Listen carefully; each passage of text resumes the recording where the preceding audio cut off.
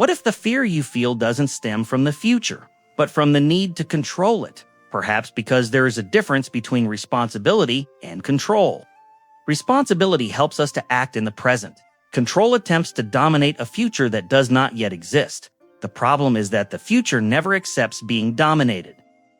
The ancient Japanese masters observed this without turning life into a constant struggle. They understood that suffering does not always stem from what happens. Often it stems from the constant tension of trying to prevent something from happening. It is not just the event itself that wears us down. It is the constant effort to imagine all the possibilities before they even exist. Meanwhile, life goes on elsewhere. In the coffee growing cold on the table, in the conversation cut short because the mind is preoccupied with tomorrow. In the walk where the eyes take in the street, but one's attention is fixed on what may never happen. Perhaps that is why so many people reach middle age feeling weary, even though most of the battles they imagined never actually took place. Fear did not merely consume their thoughts, it has consumed whole years. And perhaps the real question has never been how to eliminate fear. Perhaps the question is something else.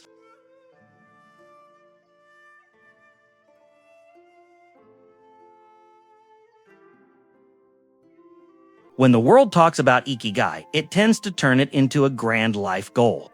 But in Japanese tradition, the concept is much more understated. It does not require a grand mission, nor an extraordinary career, nor a memorable achievement. Ikigai can be found in the little things that make someone get out of bed every morning. It can be found in tending a garden, in making a cup of tea, in reading a few pages of a book, in a conversation with a friend, in the joy of teaching a grandchild. In a daily walk, in the simple routine that restores meaning to our days. Notice how this completely changes our relationship with time. Those who are constantly searching for ultimate happiness spend years waiting.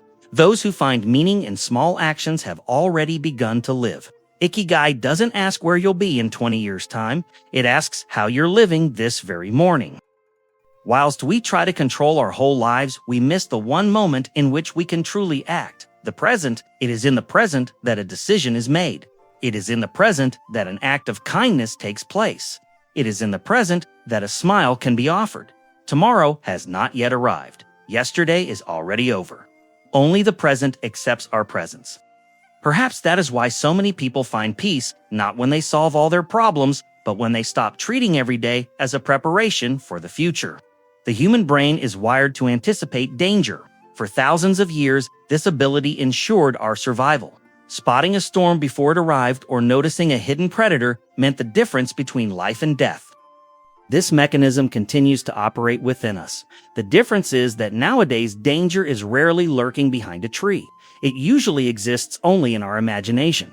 We think about the phone call we haven't received yet, about the test results that haven't come back yet, about the conversation that will take place tomorrow, about the possibility of losing someone, about the possibility of falling ill. At the prospect of failure, our mind begins to conjure up dozens of scenarios. It believes that if it imagines everything in advance, it will suffer less when something happens. But the exact opposite occurs. Every scenario we imagine produces a small dose of anxiety. Every possibility demands emotional energy. Every attempt to predict the future causes the present to fade away a little more. Interestingly, almost everything that has worried us most throughout our lives has never happened exactly as we imagined.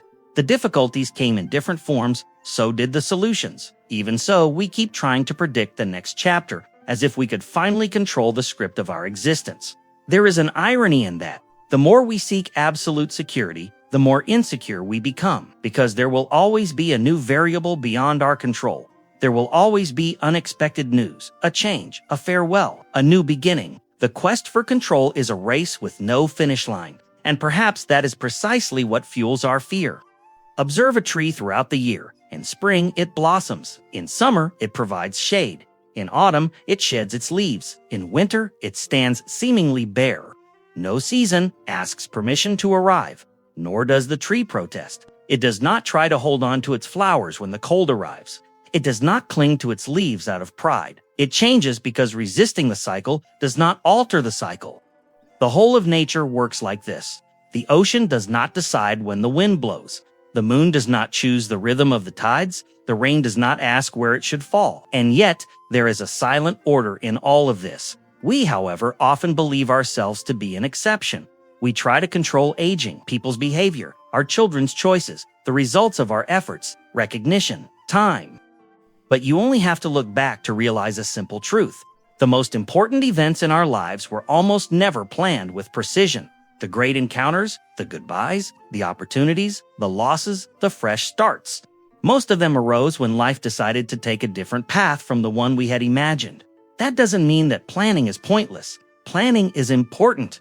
The problem arises when we confuse planning with certainty. One thing is within our control, the other never was.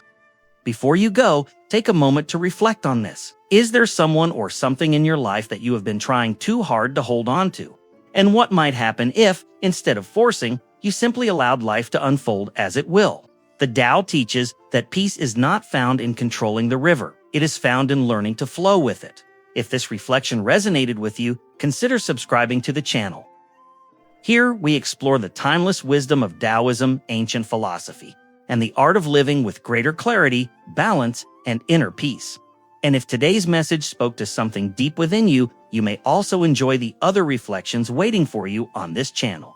Each one explores a different aspect of the Tao silence, letting go, simplicity, purpose, and the quiet strength that emerges when we stop struggling against life. Until next time, walk gently, trust the path, and remember, the river never worries about reaching the sea, yet somehow it always arrives. Walk gently, trust the path, and remember, the river never worries about reaching the sea, yet somehow it always arrives.